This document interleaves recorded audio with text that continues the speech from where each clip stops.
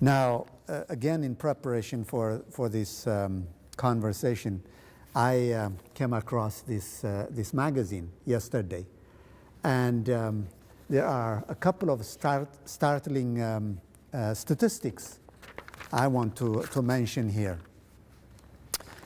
Your greatest risk of death is the title of the article, and it says, the number one cause of death, which kills an American every 34 seconds, says here, over 1 million Americans will die this year from heart attacks, strokes, and cardiovascular disease. Over 1 million.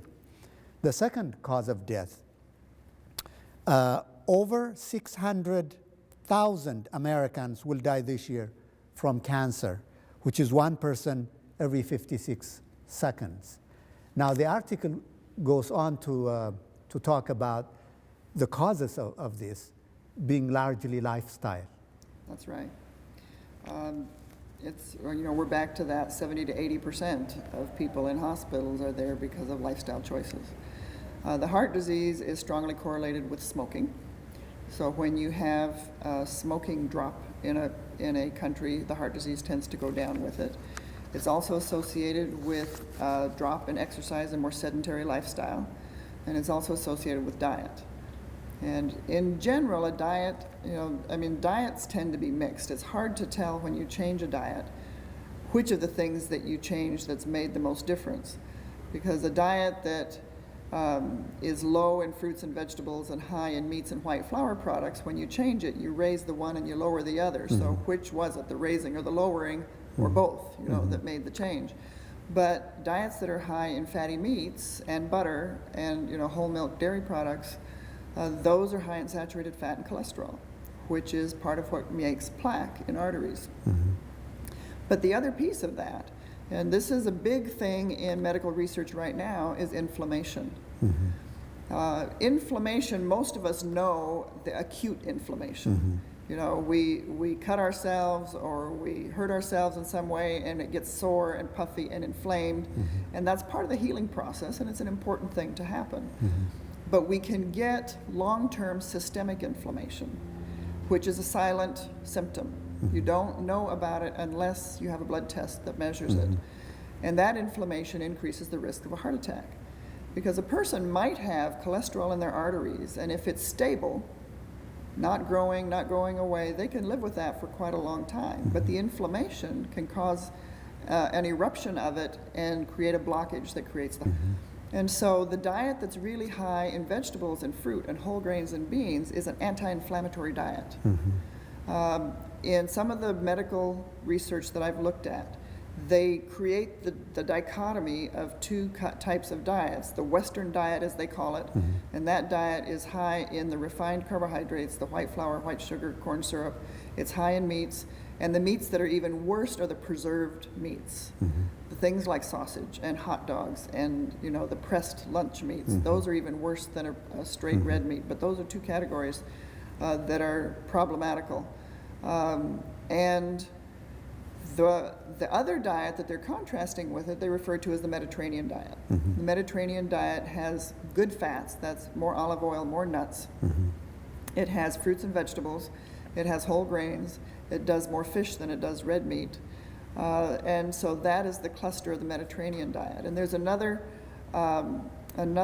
feature that we can talk about a little bit later, and that's vitamin D, because vitamin D is also anti-inflammatory. And so when people have enough vitamin D, that also helps to keep inflammation down. Now, I think maybe what we can do is try to translate the ways in which the Mediterranean diet is similar to a traditional Ethiopian diet. Yes, which we call the fast, not fast food, but when people fast, they avoid dairy products and meat and that kind of thing. Right. As a matter of fact, I have a story to tell you. I have a friend in Oakland, and every year when Lent, which is Arba Tzom as we call it in Ethiopia, before Easter, there's a long fasting period for Ethiopian Orthodox Christians. Yeah. And so he fasts. He has high blood pressure. He's pre-diabetic. And during that fast period, they both disappear. He told me. They both disappear. And when the fast is over, and it's feasting time, then both return. Yeah. And I had an interesting conversation. I said, do you want any more evidence to make a change in your lifestyle? So. And how did he respond to that? He just laughed it off. Yeah. He just laughed it off. I think there's an important concept that perhaps we should touch on here. And that is these diseases that are caused by lifestyle issues are silent for the most part. You have no symptoms to speak of unless it has gone too far and so on, which is why I guess they said the symptom of a heart attack, the first symptom of a heart attack is sudden death. Yeah.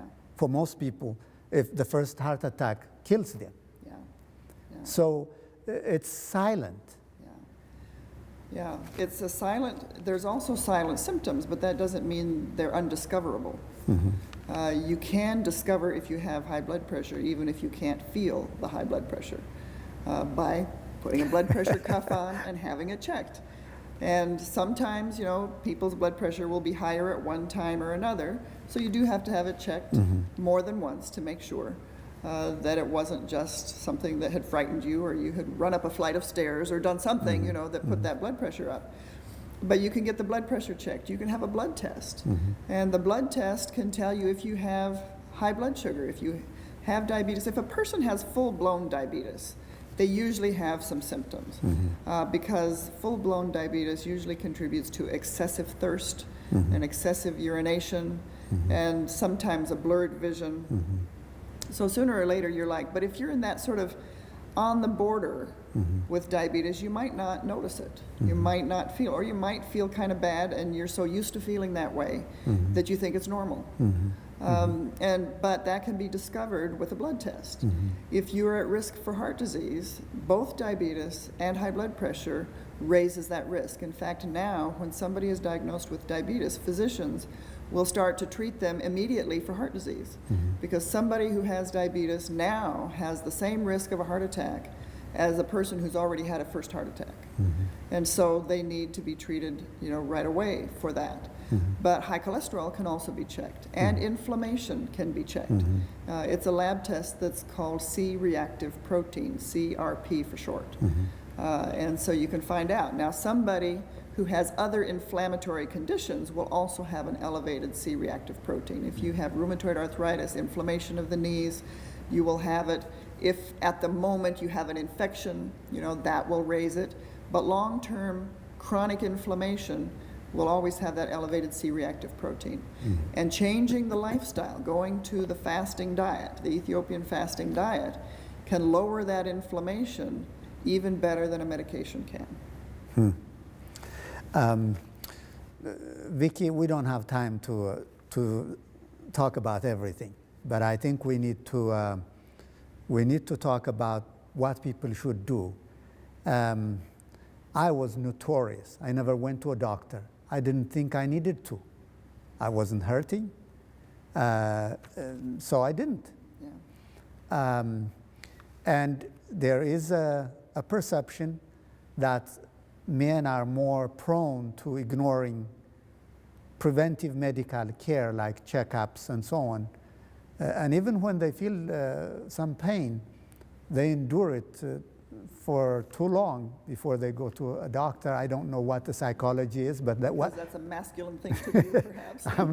I'm not going to deal the psychology of it. But, how often should people get checkups? In English you say an ounce of prevention is worth a pound of cure. That's right. And we have an Ethiopian equivalent. ታሞ ከመማቀቅ አስቀድሞ መጠንቀቅ ሳይያዙ ነው ሳይያዙ ከተያዙ ወዲያ ብዙ ነው መዘዙ. Same thing. It's the same saying. Yeah. So what are the preventive measures that people should take? Well, how often you need to check it may depend on whether you have found anything at all. If you're a person who has normal and low blood pressure and normal and low blood sugar or normal to low cholesterol, and you have all of those things and you're not overweight, you might be able to check it every 2-3 years, perhaps, and be okay. But if you're a person who has had any of those, you probably should be checking it at least every year to make sure, that you're controlling it in a way that you can. And there are medications that you can take, but I will say that lifestyle is more powerful even than medications. And if you're willing to make the changes of lifestyle, of eating most of the time a plant-based diet and saving feast foods for special occasions rather than daily diet, you can probably keep a lot of those things under control. And I can ask you a personal question as to how well you have been able to do with that. I'm a vegetarian. Yeah. I'm a vegetarian, and making the switch was very difficult. Yeah. Because I often found myself in a company of friends and family who eat meat. Yeah. And the smell of meat drove me crazy at the beginning. Yeah. In fact, I went back on my word a few times. I broke my promise to myself that, I'm going to leave this stuff behind. But in time, I overcame that. It's no longer a temptation. And I feel much better. I feel my lab tests, I was in fact showcased. I was, asked to come to the front at a group session here at the college as the most improved person. My triglyceride, my cholesterol. I mean, I'm not a fat, I'm not a big guy. 227. I mean, that was huge. And so the doctor told me that, I was a candidate to drop dead. And fortunately, once I make a decision, I have a tendency to stick to it. So far, I have, and I feel much better. Now, I had to educate myself. Yeah. For example, a meat-based diet gives you guarantees in protein and some, vitamin B12 and that kind of stuff. I had to educate myself in being a vegetarian. In fact, I became a vegan is what I did. In making that switch, is your body getting proper nutrition? Balanced, complete nutrition. I was told that vitamin B12 is not present in plant-based diet. I don't know how true that is. Well, vitamin B12 is actually produced by bacteria. And so the animal-based foods tend to be a better substrate. They have more bacteria on them, and so they tend to produce more B12. Probably some fermented plant foods will have B12 in them, and people who are getting their plant foods out of their own garden, may have a little more B12 because, depending on how thoroughly they clean them off. In populations of vegetarians who have been studied, within 5 years, maybe around 20% will start to show lower B12. So it's something to keep in mind and something to keep track of. And protein is probably not that hard to get. And Ethiopian staple foods are excellent sources of protein, particularly, the lentils, the beans, misirwat, and Gomman and all that stuff. Yeah, shiro, the split peas, all of those are good sources of protein. And when you combine it with injera made out of actual teff, not made out of white flour, self-rising flour, but regular teff-based injera. Teff is one of the highest nutrient grains that there is. It's probably the second highest in fiber. It has a better protein balance than wheat or oats or any of those others. And it's gluten-free. And it's gluten-free, so people who might have a gluten intolerance can tolerate it well. There are 3 kinds of teff. There's the white, and there's the red, and there's the brown. And in the nutrition databases, they don't really make a distinction. So maybe sometime in the future that will be done so that people can know. But what we do know is that the red F is higher in iron. But I don't know that it means that the other is low in iron either. You know, in one study that was done comparing Ethiopian privileged women with the underprivileged women, and with this, I think this was done in Israel again, and with the Israelis, the highest iron intake was in the underprivileged women. And when they were checking calcium content of mother's milk, the highest was in the underprivileged women. Isn't that ironic? That's ironic. It's ironic. But yeah, so that was, I found that a very interesting study. So, Vicki, you're saying that if we could take it easy on the Western refined, high-fat, low-fiber food, you know, animal products in particular, and eat the typical Ethiopian diet, injera and what made of gomman, misr, atar, and all that stuff, and add fruits and vegetables, we have a complete diet. And a healthy diet.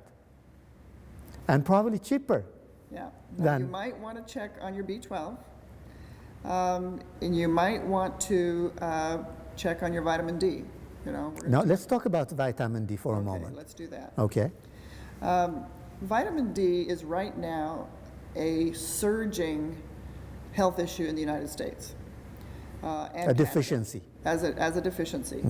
As an average, probably over 50% of the population has insufficient vitamin D. Wow. Yeah. And that's for a variety of reasons. We have taken to heart all of the warnings about skin cancer. And when you wear sunscreen, sunlight on our skin helps to make vitamin D. And if you wear sunscreen, it blocks like 95 to 99% of that vitamin D formation. If you live in a higher latitude where there's longer months of winter, then there's, you know, maybe 4 months, maybe 5 months where you just don't make any, because even when the sun is out, the angle of the sun is not ideal for making vitamin D. When our skin gets older, you know, there was a study comparing people in their 70s. They took 4 times as long to make the same amount of vitamin D as people in their 20s. And if your skin is darker, melanin in the skin acts like a sunscreen. And so it takes longer to make the same amount of vitamin D. Now, if you live near the equator, you have about 12 hours of daylight year-round, and if you're working outdoors, which many people are, you get all the vitamin D that you need. Can you store it for later years? Yes, you can. Well, you can store it for a period of time. Vitamin D is a fat-soluble vitamin, and probably, you know, biologically speaking, we're intended to store up enough in the summer to get us through the winter, you know, at least in more northern countries. In Ethiopia, my memory is that, you know, the length of day may be changed by 30 minutes, you know, over the course of a year, but it's pretty stable, the length of time. But you take people from there and you move them into a higher latitude, so there's months of the year where you're not like from Ethiopia to Europe to North America and all that. All those places. And you are an educated person, and now you have an indoor job. So you're not in the sun that much. And you have melanin in your skin that was developed to live near the equator. Then you have even a higher risk than the average American. Now, I'm not as old as 70, and I'm not as dark as most Ethiopians, and but 3 years ago I found out that my vitamin D level was too low. And I was walking for exercise outdoors at hours a week, but it was first thing in the morning or late in the afternoon. In the middle of the day, I was indoors. You know, I have an indoor job. And so that's probably what contributed to having it. And when I corrected it, the knee pain that I had had for over 20 years went away. Vitamin D deficiency can be associated with a loss of bone density. It can have what is known as osteoporosis is bone density, but osteomalacia, and that is what contributes to bone pain.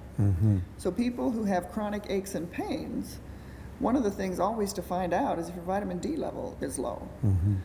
So that's one thing to check for. But it may also be a player in high blood pressure and in prediabetes. It's not going to be the only player in that, because obesity is too. But when a person becomes obese, the fatty tissue that they carry on their body acts like a sponge, and it hangs on to vitamin D, and so it takes it out of circulation. So being overweight can be a problem too, as far as vitamin D is concerned. Vitamin D seems to be correlated with low vitamin D levels, correlated with an increased risk of certain cancers, certain autoimmune diseases like multiple sclerosis and lupus, and type 1 diabetes. In Finland, which is a high latitude country, they did a study looking at their teenagers, and they were comparing a group that had been supplemented with vitamin D in their infancy between the ages of birth and 1 year old. And when those kids reached teenage, they had 81% less type 1 diabetes than the kids who had not been supplemented. So, there are right now thousands and thousands and thousands of studies coming out on vitamin D every year. There's a blood test now for checking it.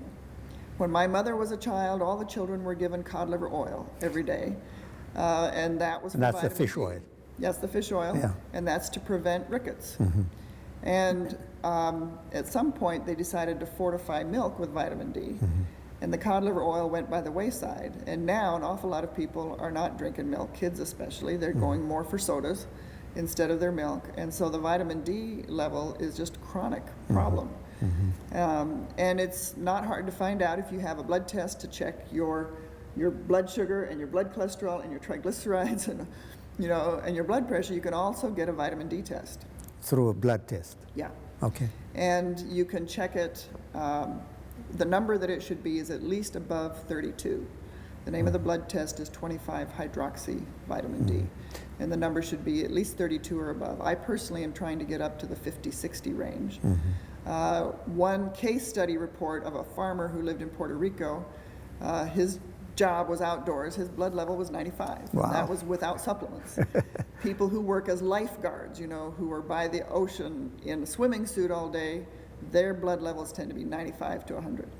So, but when you get below 32, that's when you start to lose bone density and lower calcium absorption and do all of that kind of thing. So, the sun is the primary source of vitamin D. It's the primary source. But and how long should you be out in the sun, just enjoying the sunlight? Well, the best time of day to be able to maximize it is probably between 10 and 2, in the middle of the day. And how long you have to be out depends on your skin How dark type. skinned you are, Right. how old you are. Yeah. And all But that. probably, anywhere from 20 to 40 minutes ends up being enough. If you have, I read this book written by one of the researchers. He said if you're from Ireland and you have that very white skin that never tans, it may take 5 minutes. And Well- somebody who has very, very dark skin, it may take, 30, 40 minutes. In one study that I heard about, there was a very elderly African-American woman, so she had both the dark skin and the older skin, but she worked in her garden 4 hours a day, and her vitamin D level was 72. Wow. So it can be done with sun, but if you're a person who's indoors a lot, I wouldn't depend on that. Yeah. It's probably a good idea to Eat your lunch outdoors. Maybe that's one way to do it. Or take a supplement. You can get vitamin D, and the best supplement to take is vitamin D3. And probably, the range for most people should be at least 1 to 2,000, but there is a minority of people who probably have some genetic reason for it. I'm not sure, who may have to go 4, 6, 7,000 to get their levels up to where they want to be. Time is running away from us, but I would like us to talk about one more thing, perhaps. And that is obesity, which is tied to this whole All of these notion. problems, yeah. And what I like to say about it, by way of asking you a question, is this. you made a comment earlier that, you know, this year we tell people to do this, and 2-3 years down the line, what we have been doing all along has been changed to something else. And the average person gets frustrated, you know. Well, you know, which one? You know, 2 years ago they said this, last year they said this, and now they're saying this, that kind of stuff. In weight loss, for example, I have read and I have heard that some people say eat as much protein-based food as you can and you lose weight. And then there is the alternative. The Atkins diet, I think, is what the other one is called. Obesity obviously is a problem. 60% of Americans apparently are considered obese. And what is worrisome is children are now becoming obese. Well, they're going the next step beyond obesity, and children are getting type 2 diabetes. Which is an adult onset disease, you know, traditionally. So, you know, obesity is bad. Let's take that as a given. That's a given. What should people do? Eat the Ethiopian fasting diet is really what it comes down to. Well, all of the diets that you've described will work for losing weight. As long as you're cutting calories back and making some of those changes, they will work. But what people want to be looking at is what are going to be the long term. You know, what can you stay with? What has health effects? And, you know, probably some of the shift that's taking place right now in diet recommendations is there isn't so much push on how low fat the diet should be as that the fats should be good fats. Mm-hmm. But fat still is a high calorie substance even when it's a good fat. Mm-hmm. So if you're trying to lose weight, be cautious, you know, with how much concentrated fat that you're eating. Mm-hmm. And refined sugar, you know, fat, sugar, alcoholic beverages, physical exercise, you know, so you want to reduce those concentrated calories, you want to increase the exercise. Mm-hmm. Pretend you're back in rural Ethiopia. I need to touch on something related to this weight issue. In English, you call it beer belly. Yes. In Amharic, we call it borch. Yeah. And that is the stomach right. Fat and so on. And I have read literature recently that stomach fat or borch is actually more dangerous than fat elsewhere. Why is that? Yes. Well, it's fat that tends to be in and around the internal organs. And that contributes to what is known as insulin resistance. And insulin resistance contributes to high blood pressure, diabetes, prediabetes, all of that cluster of things, high triglycerides. And so if a person gains fat on their hips, but not on their middle, it's less risky than if they get it in the middle. So it's what we call abdominal fat. And if you take a measuring tape and put it around your middle, you want to get that middle down. I think for women, they say, you know, try to keep your waist under 35 inches. For men, it may be under 40 inches. And that's sort of the upper level. If you can get further under, that's better. So, yeah, really trying to get that. So borch is bad. Stomach beer belly is bad. Not a good idea. Really bad. Yeah. Okay. Well, we could get into exercise. You know, exercise is another. Maybe we should have another session, Vicki. Well, let me just say quickly that if a person does a physical workout within one day, a good long walk, a bicycle ride, you know, any of those sorts of things, or aerobic gardening, you know, where you're really working in your garden, that can reduce your insulin resistance for almost 24 hours. And so that helps to change the spiral to go the other direction, is to do the physical activity. So half an hour a day of some real... If you're overweight, you should be working up probably to more than that. But yeah, at least half an hour will give you the heart benefits and that sort of thing. Boy, we could go on. And would you be willing to answer questions if our viewers, you know, were to have follow-up questions, if they sent it to the television network and say, I have a question on this, that, and the other. Would you be willing to answer questions written or maybe? I would be glad to do that, particularly if it's within my area sure, of course. expertise. Of course. Well, thank you so much, ክቡራትና ክቡራን። ይህን ቅንብር ጠቃሚ ሆኖ እንዳገኛችሁት ተስፋ እናደርጋለን። ታሞ ከመማቀቅ አስቀድሞ መጠንቀቅ፣ ሳይያዙ ነው ሳይያዙ፣ ከተያዙ ወዲያ ብዙ ነው መዘዙ እና አሁን የተነጋገርነው ጠቋሚ ነው እንጂ ሁሉን ያጠቃለለ አይደለም። ነገር ግን ልብ ያለው ሸብ ለማለት ይበቃል። ስላዳመጣችሁን በጣም እናመሰግናለን። ጤና ይስጥልን። ታንክ ዩ ቨሪ ማች ቪኪ። ጤና ይስጥልን።